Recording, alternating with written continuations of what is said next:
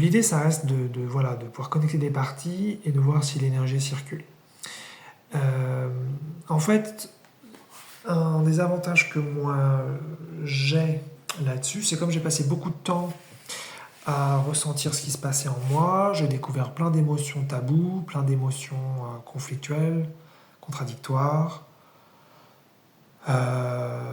J'ai connecté à plein de trucs qui sont en général interdits en société, pas forcément immoral, mais juste par un exemple classique que j'ai déjà dit. Voilà, il y a une injonction dans nos sociétés à être heureux, pourtant il y a quasiment personne qui l'est. J'exagère en disant ça, mais voilà, c'est pour donner une idée. Et donc, on ne veut pas entendre parler de la partie de nous qui ne veut pas l'être. Voilà. Bon, moi, j'ai contacté cette partie de moi plein de fois, je l'ai ressenti plein de fois, je commence à être très à l'aise avec, par exemple. Donc, et l'intérêt en fait de connecter à ces parties-là, c'est que maintenant elles peuvent venir à la table. Elles peuvent venir à la table et elles vont pouvoir vraiment s'exprimer sans qu'il y ait une autre partie justement qui monte au créneau pour dire mais non, t'as pas le droit d'être là, tu peux pas être là, mais tu nous fais peur, alors là, mais qu'est-ce qu'on va faire avec toi? Voilà, parce que c'est ça qui se passe en fait. Quand vous n'êtes pas à l'habitude en fait de ressentir ces choses-là, vous essayez de contrer. Voilà. Donc, quand vous faites une constellation, je dis ça, si vous en avez jamais fait, c'est juste le principe d'utiliser un groupe où on va prendre des personnes de ce groupe pour que chacune vienne jouer une partie du constellé. Et en fait, le gros avantage, c'est qu'en tant que constellé, ou en tant que thérapeutisé, si ça vous parle plus, il est possible que juste... Enfin, il n'est pas possible, il est très probable que... vous n'ayez pas accès consciemment à toutes ces parties de vous et à tous ces ressentis, et que si vous y aviez accès, vous seriez en gros conflit interne, ce serait très désagréable pour vous. L'intérêt d'avoir des représentants dans la pièce, justement, qui vont prendre ces rôles, c'est que eux, ils n'ont pas d'enjeu, en fait. Ils s'en foutent de vous, mais dans le bon sens du terme, ça veut dire qu'ils ne cherchent pas qu'il se passe quelque chose ou autre chose, donc ils peuvent tout à fait exprimer ce ressenti. Et donc ça vous permet de vous observer à travers les représentants, qu'est-ce que chacun va ressentir quelque chose qui est en vous. Et vous allez voir peut-être des trucs très étranges et très bizarres auxquels vous vous attendiez pas,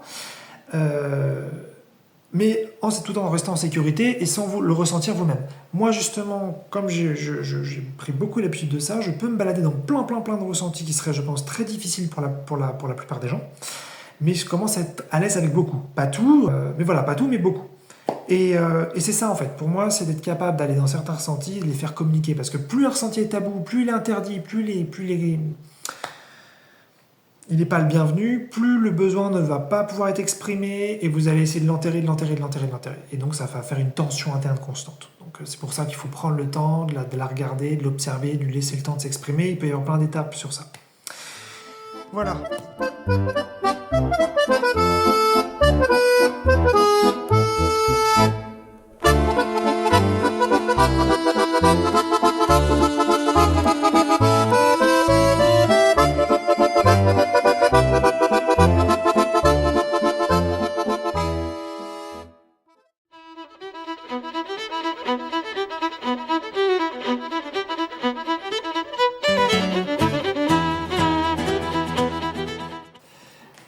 Je vous propose une petite démonstration par rapport à la vidéo sur l'accompagnement expérimental.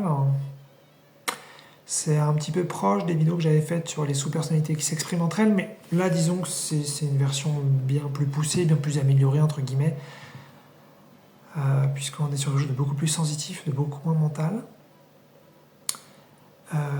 Voilà.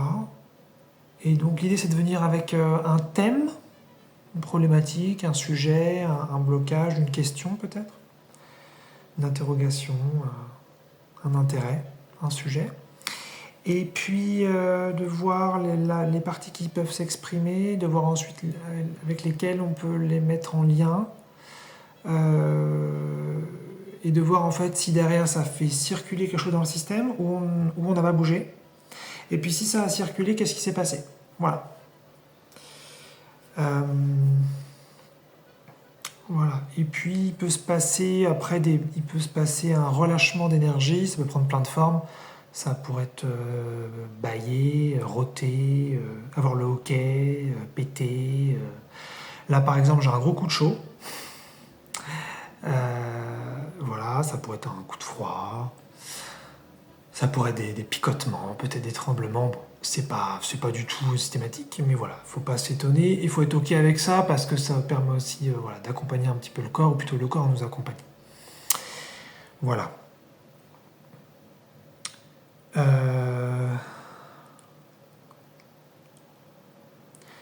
Donc moi, le thème qui se présente là,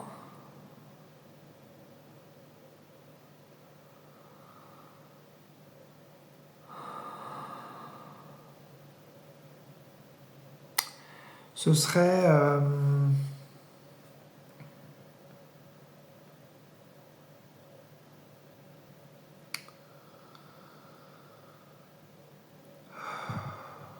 ouais, être considéré sur ses besoins. Ouais, là je connecte à un truc dans ma poitrine, partie de moi, où il y a de la tristesse, et ne se sent pas entendu sur ses besoins.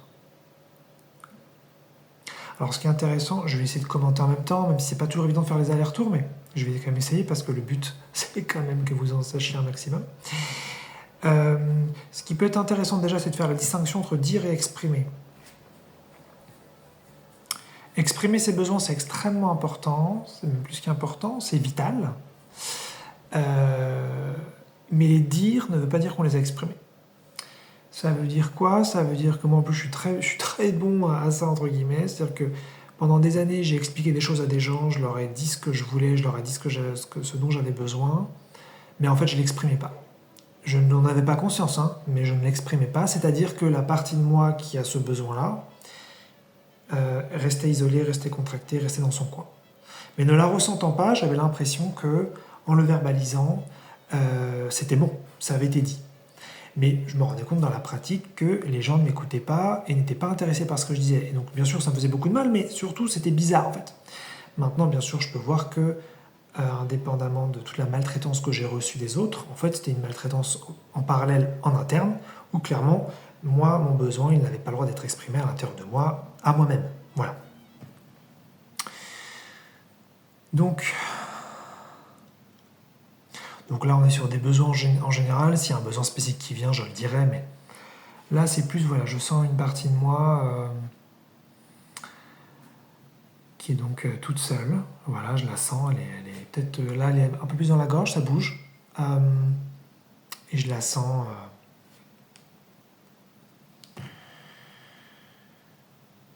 enfermée. Et je vais rester avec elle, on va voir ce qui se passe.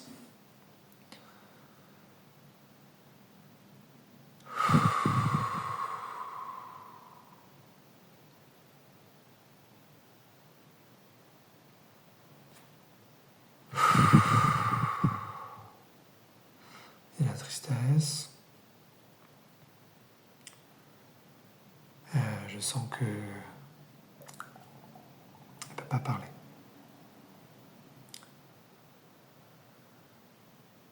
Et donc normalement, si ça s'exprime, si une partie de vous vraiment est là, vous devez avoir une diffusion d'énergie. Comme quelqu'un qui prend vraiment le temps d'écouter. Mais là, je la sens seule. Mais au moins, je suis avec. Voilà. Je suis avec elle, et je l'écoute, et je suis présent. Voilà, c'est typiquement le genre de truc qu'on pourrait faire ensemble, si ça se présentait. En fait, on vit, j'ai pas envie de dire nous tous, parce que ça va être trop idéologique, enfin, trop facile à dire en tout cas. On vit beaucoup avec des parties de nous comme ça, qui n'ont jamais pu exprimer leurs besoins. Et on normalise ça, alors que c'est de l'ultra-violence.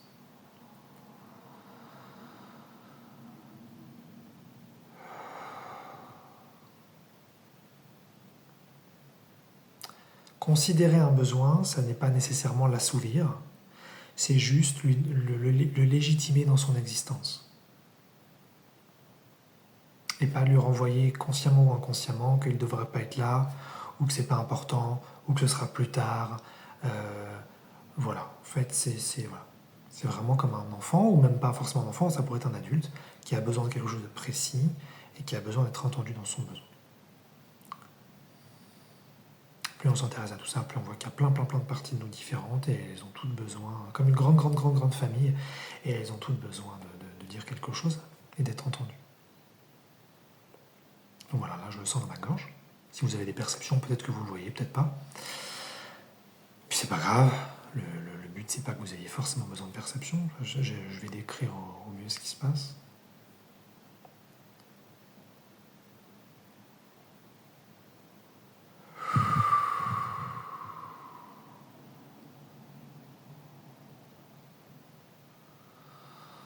Donc je la laisse me dire, et c'est une communication qui peut être vibratoire, qui peut être émotionnelle.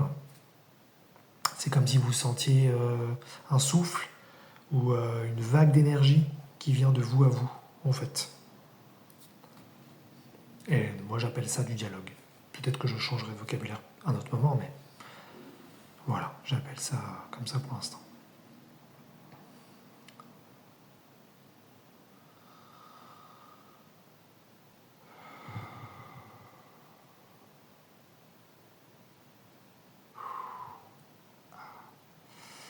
Là, il y a plus de tristesse qui monte. En fait, voilà, il y a une autre partie qui est là, qui essaie juste de la faire parler, mais pas avec une injonction, plus un vrai questionnement, un vrai souci. Qu'est-ce qu'il y a, qu'est-ce que tu veux, qu'est-ce que tu voudrais dire, voilà. Donc pas une attaque qui dirait parle, mais voilà. Et j'ai senti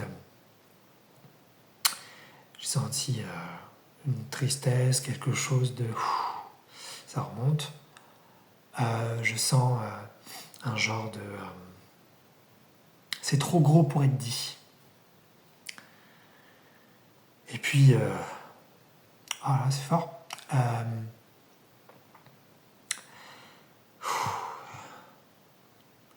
Ça peut être pleurer aussi d'ailleurs. J'ai fait une liste de plein de petits trucs qui pouvaient se passer, mais pleurer évidemment je ne l'ai pas dit. c'est un truc plus évident. Voilà, et puis là c'est comme si c'était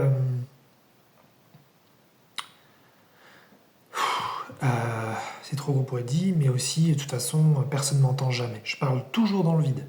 Là je verbalise peut-être un peu trop, mais c'est surtout pour vous expliquer, pour éviter qu'on fasse toute une vidéo en silence. Même si c'était à deux, ce serait sans doute différent, bien sûr. On parlerait beaucoup moins.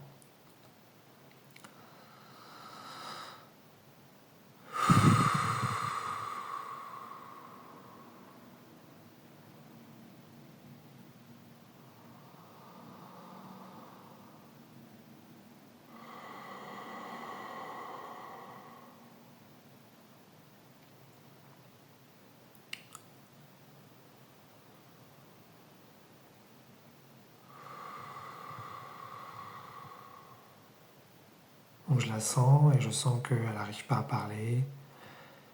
Elle aimerait bien, mais elle n'y arrive pas. Donc je vais essayer de voir si je peux pas faire appel à une autre partie de moi pour filer un coup de main.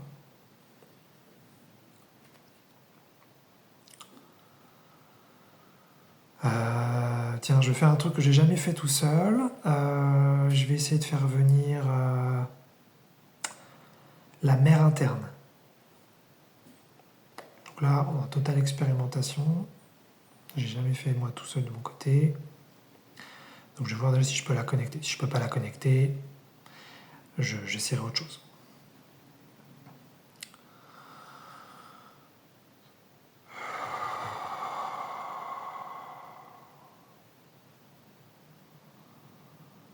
La mère interne, telle que moi je l'imagine, ce serait une sorte d'enveloppe, de gros hug.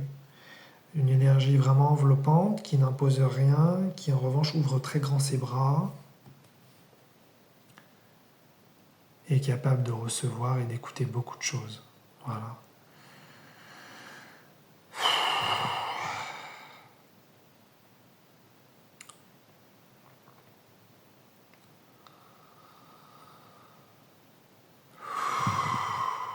Mais je sens que j'ai du mal à connecter. C'est un truc que c'est plus facile d'aller chercher des parties de moi que je connais déjà, mais bon, c'était bien d'essayer quand même, hein. Faut pas hésiter à tenter des trucs. Mais moi, voilà, je pense que ouais, sur les figures paternelles et maternelles, moi dans ma vie, ça a été très mauvais. Donc ça ne veut pas dire que je ne peux pas l'avoir en interne, hein, mais il faut que je prenne un peu plus de temps, je pense, pour vraiment la chercher et la ressentir. Donc je vais essayer autre chose. On va essayer. J'ai très très chaud là. Très très très chaud. Alors il fait peut-être un peu. Il fait plus chaud aujourd'hui que les jours d'avant. Hein. On s'approche, je crois, des 30 degrés, mais quand même. Là, je sens que c'est un chaud qui vient pas de la météo. Ou alors moitié-moitié, quoi.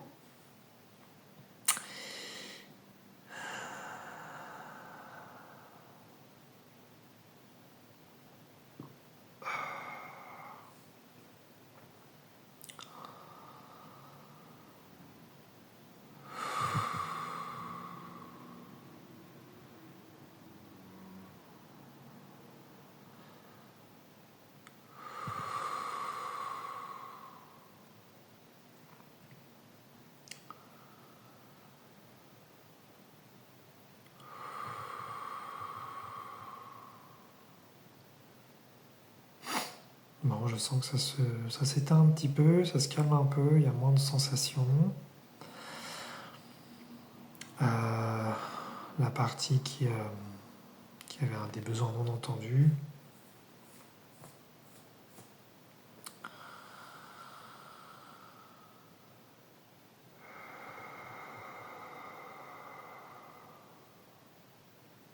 Elle s'est un peu. Je pense, elle s'est rééteinte en fait. Elle s'est un peu enterrée. Donc je vais pas forcer, je vais. Ça se fait, je pense, c'est aussi étape par étape. Et puis c'est pas évident parce que comme j'explique plein de trucs en même temps, ça me fait me déconnecter, me reconnecter. Donc même si je gère, c'est beaucoup plus facile si effectivement je parle moins. Mais c'est pas grave, on expérimente quand même.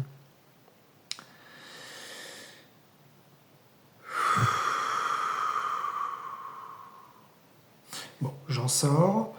Je vais dire un petit truc et puis on va voir s'il y a autre chose d'intéressant à faire. Donc l'idée, ça reste voilà, de pouvoir connecter des parties et de voir si l'énergie circule.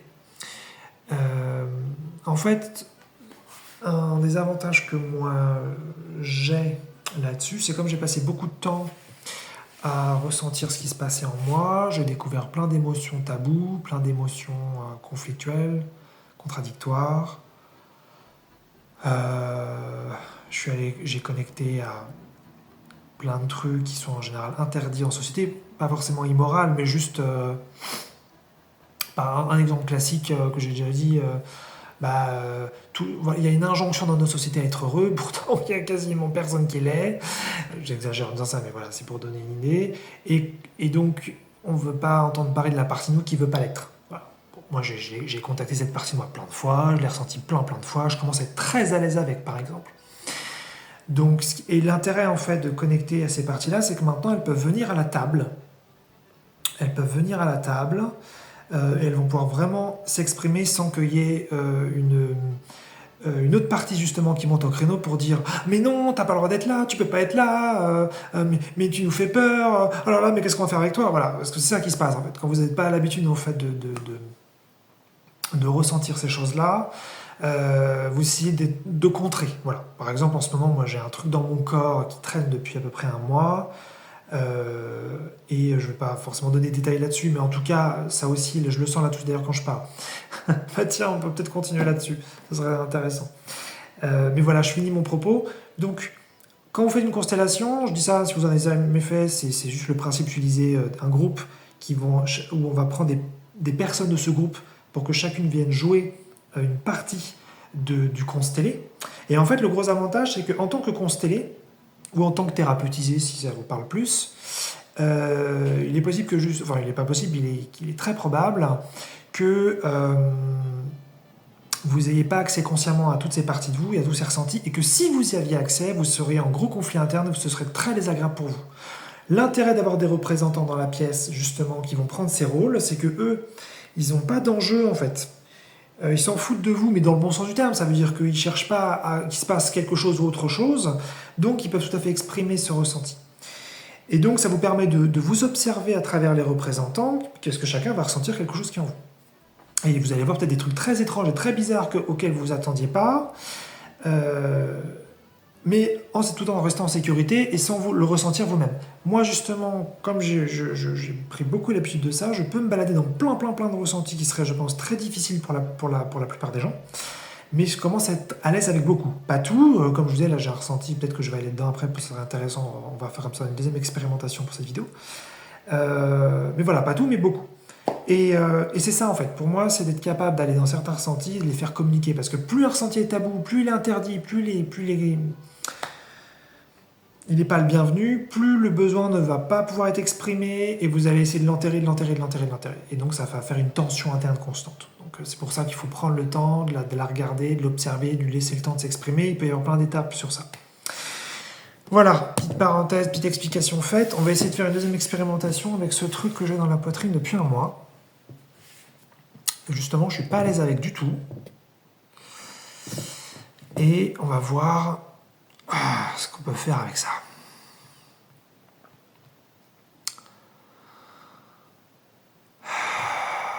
Donc je l'ai dans ma poitrine, c'est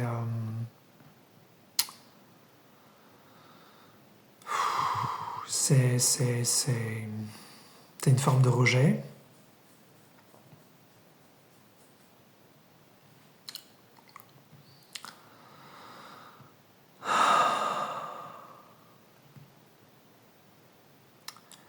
Une forme de...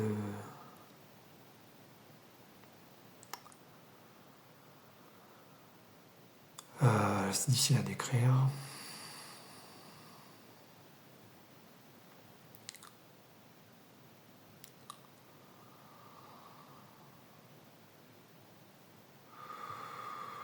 Un genre de... m'approchez pas. J'ai pas confiance. Encore là, je mets des mots, c'est pas exactement ça.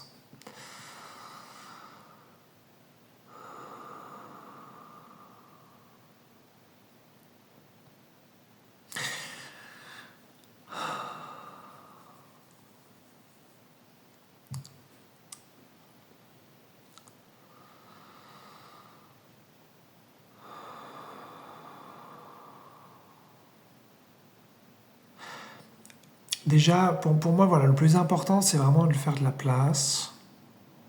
Et justement, comme je disais, plus c'est tabou, plus c'est conflictuel, plus en général, on ne veut pas faire de la place. Et donc, il y en a une autre qui monte au créneau, que je peux sentir, en fait, qui se colle très vite et qui est là pour stopper. Alors, c'est peut-être pas bon du tout, mais elle est là quand même. Donc, voilà. Elle est là pour stopper, elle est là pour contrer le ressenti, même si elle n'y arrive pas, elle essaye. Et c'est très conflictuel. J'essaye de me laisser avoir ce conflit. Parce qu'il n'est pas insupportable, hein, évidemment. Je suis pas en train de... Même si c'est pas agréable, mais je suis pas en train de souffrir le martyre, là.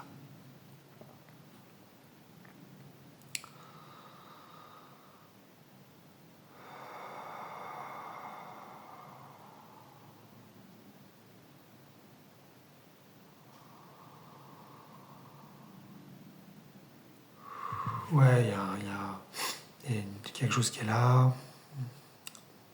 Donc celle qui combat, hein, celle qui empêche, qui essaye d'empêcher, je sens que elle veut pas que ça se montre, elle veut pas que ce soit vu. Elle voudrait peut-être même qu'on arrête de faire cette expérimentation même. Et justement, j'ai envie d'écouter parce que je veux pas imposer quelque chose. Ça pourrait être quelque chose d'ailleurs qui se présente si on faisait une expérimentation ensemble. Peut-être qu'on va toucher à quelque chose d'important et en fait il fallait pas forcément y toucher ou alors il faut y toucher pour un temps très court et ensuite il faut arrêter.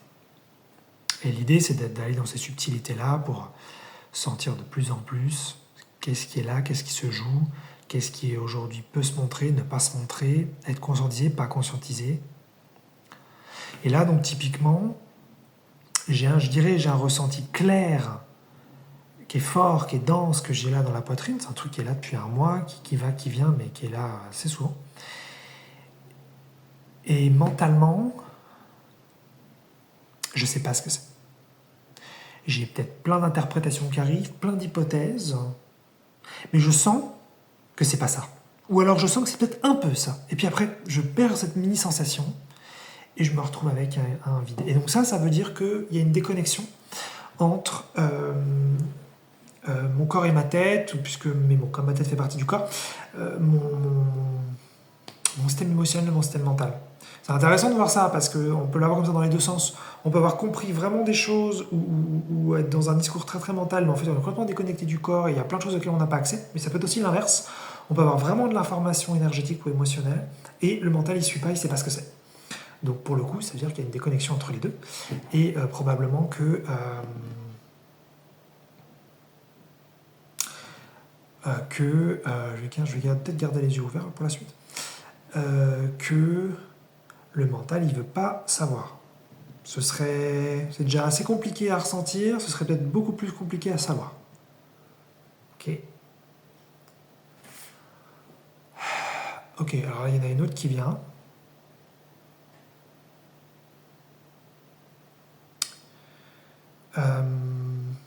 Mais bon, je referme mes yeux.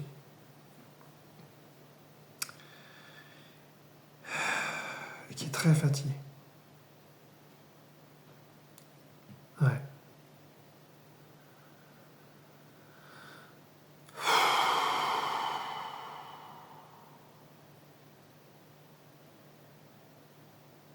Et elle, on retourne sur le fait de ne pas être entendu.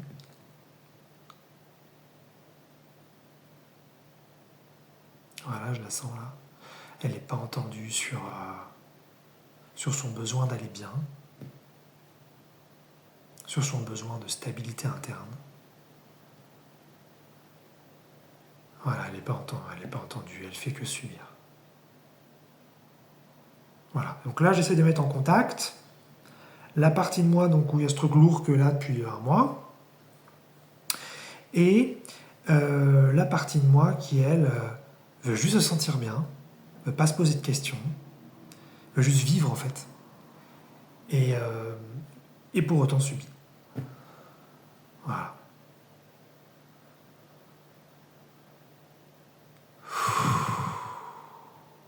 Voilà, un petit peu d'émotion qui monte là. Et revient ce ressenti de maltraitance, extérieur et intérieur. Je le ressens plus extérieur là, mais c'est ok. Elle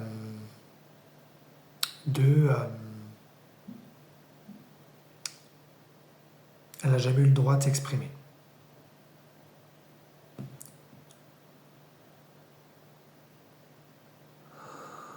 Elle a toujours subi. Elle a toujours dit à tout le monde « je veux me sentir bien, aidez-moi ». Et tout le monde l'a toujours laissé tomber. Et je la sens, elle est encore ce sentiment de coque.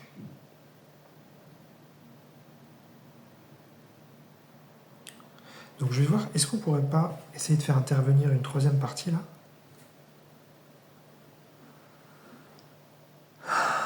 qui ferait un peu médiation, qui ferait un peu régulation.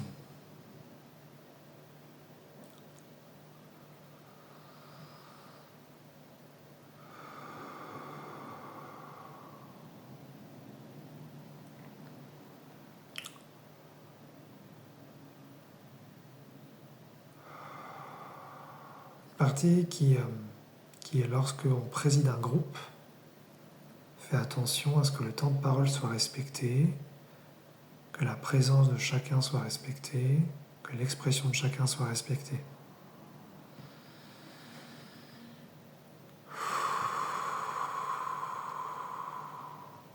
Ça circule, il se passe quelque chose. Encore un coup de chaud.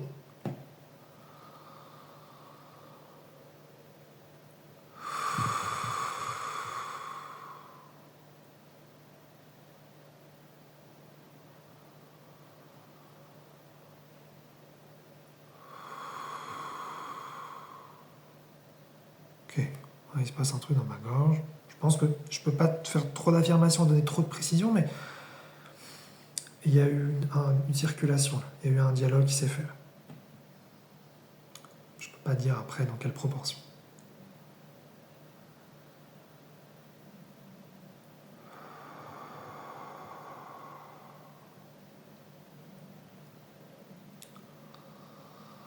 En fait, vraiment, l'intention, c'est de pouvoir toucher des parties qui, en fait, déjà n'étaient jamais touchées. Non, bien sûr, parce qu'il y a consentement, je veux dire, elles veulent qu'on les voit, hein, sinon on les dérange pas, hein, évidemment. Mais voilà, aller donc toucher des parties qui n'ont jamais pu avoir leurs besoins exprimés, se rendre compte de la tristesse profonde de ça. Ensuite, se rendre compte qu'il y en a d'autres qui sont envahissantes et qui sont même irrespectueuses, ou alors indifférentes ou inconscientes, qui ne se rendent même pas compte qu'elles prennent toute la place. Et d'essayer d'amener ensuite donc une troisième partie qui va donc, comme je disais, réguler, ne serait-ce qu'un peu. Voilà, le vertige.